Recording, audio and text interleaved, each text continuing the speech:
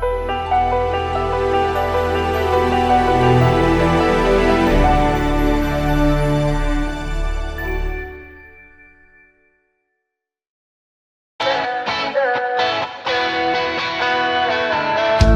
mo ba, munti ka na sumuko ang puso ko.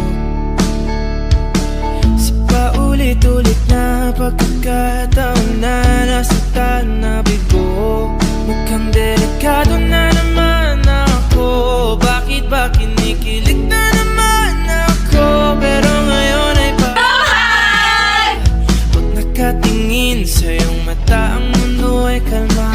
Ngayong nandyan ka na, di magmamadali ko lang ang katabi. Hanggang saan ko kay pumuti.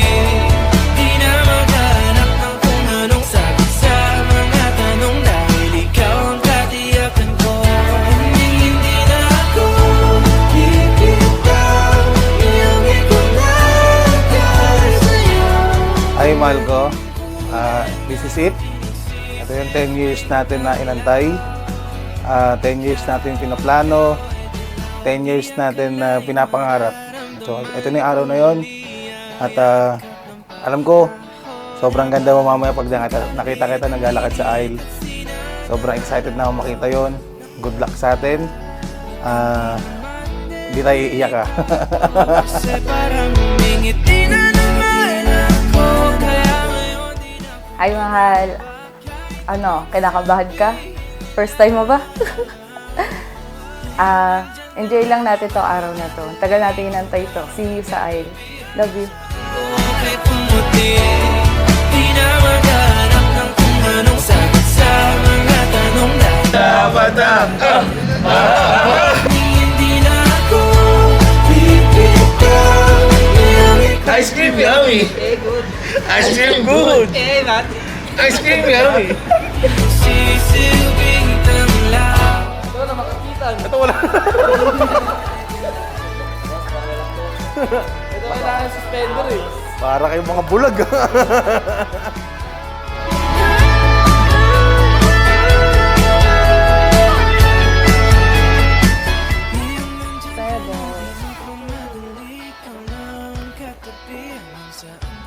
Ate Mai.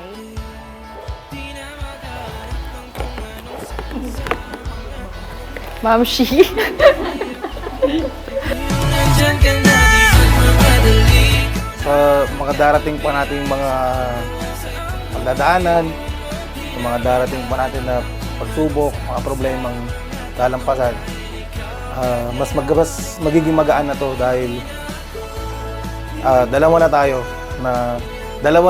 na gagawa ng solusyon sa mga problema, sa mga pagsubok na yon, at mas mapagtitibay natin ngayon.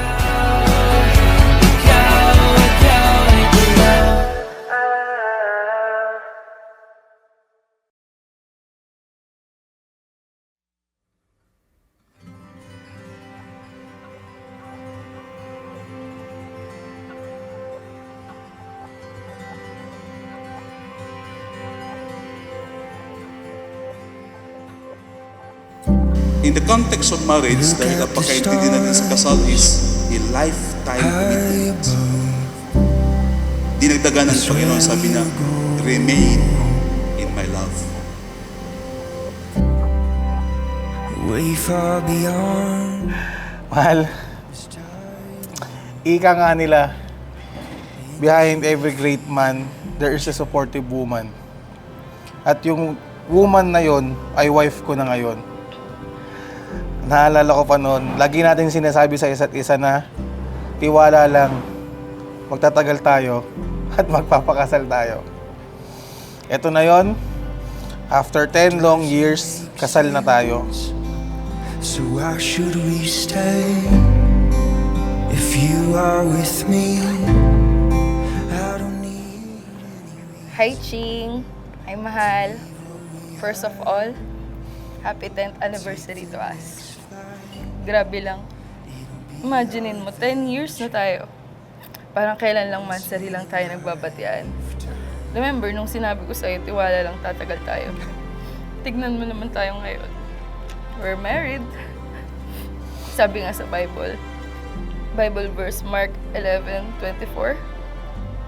Whatever you ask in prayer, believe that you have received it and it will be Why yours. should we stay if you are with me?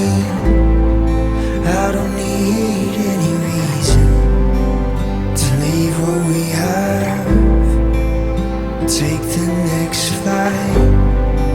It'll be our adventure, once in a lifetime.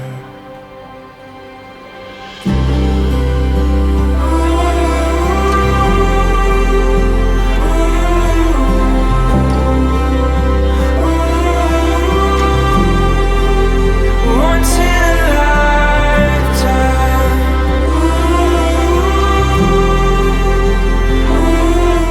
Ikaw ang simula ko at huli. Ikaw ang aking naging sandalan sa panahon na ako ay napapagod. Sa mga panahong gusto ko nang sumuko, ikaw ang nagsisilbing pahinga ko. Sa mga panahong ako ay malungkot, ikaw ang dahilan kung bakit ako nagiging masaya. At asahan mo na sa darating pang mga segundo, oras, araw, linggo, at mga taon, ikaw at ikaw pa rin ang aking magiging palagi.